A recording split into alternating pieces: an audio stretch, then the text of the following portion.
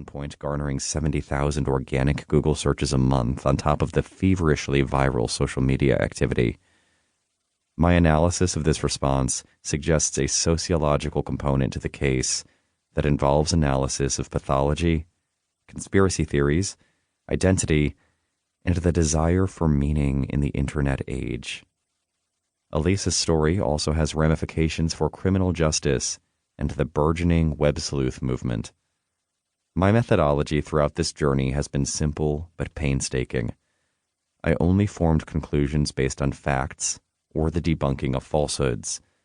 I avoided confirmation bias in support of my hypotheses and continually revised these hypotheses after faithfully following the trail of facts and evidence.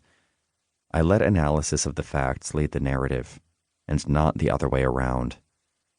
I aimed for transparency where possible, though several of my sources requested to remain anonymous out of fear of retribution, and I used primary materials as much as possible. On a logistical note, the Cecil Hotel is referenced hundreds of times in the book. Though the hotel was renamed Stay on Main earlier this decade, I decided to stick with its original name to avoid confusion. I plan to use a portion of the proceeds earned from this book for donations to the Lamb family, as well as to several cutting-edge mental health research and advocacy groups. Part 1. Discovery. That's the thing about potential. It was so close. What could have been but didn't happen and will never happen.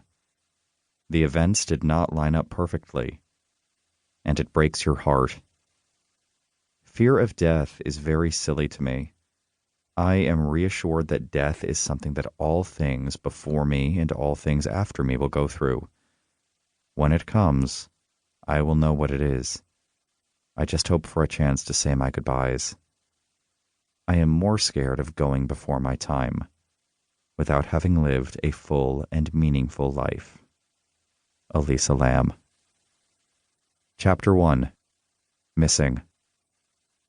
On a sunny, warm winter day in Los Angeles, during one of the most historic and tumultuous weeks in LAPD history, detectives ushered a grieving family before a hungry press corps that had assembled at the downtown precinct. 6 days earlier, a Chinese-Canadian student, Elisa Lamb, vanished from the Cecil Hotel while vacationing alone. The police had since searched the building twice and canvassed the neighborhood. Now, they beseeched anyone who might have pertinent information to come forward. Shortly after this press conference, though, the LAPD cut off the flow of all incoming and outgoing information regarding the case. Looking back years later, their plea for a synergistic relationship between law enforcement and the citizenry carries an ironic, disingenuous tone. Detective Walter Teague of the Robbery and Homicides Division, looking appropriately grave, led the press conference, the ostensible purpose of which was to enlist the public's help in finding the 21-year-old Elisa. A posterized photograph erected next to the podium featured her in autumn colors, flashing in a ebullient smile, cascading obsidian hair swept over one shoulder, her eyes gazing out from behind thick-rimmed glasses. With an anxious and unsettled air, Teague outlined what the police knew so far. Elisa was last seen on January 31st, 2013.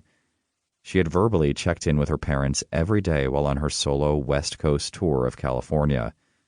But on February 1st, she didn't call. And they hadn't heard from her since. Nor had anyone. No texts. No calls. All communication, including Elisa's prolific social media posts and blog entries, had abruptly ceased.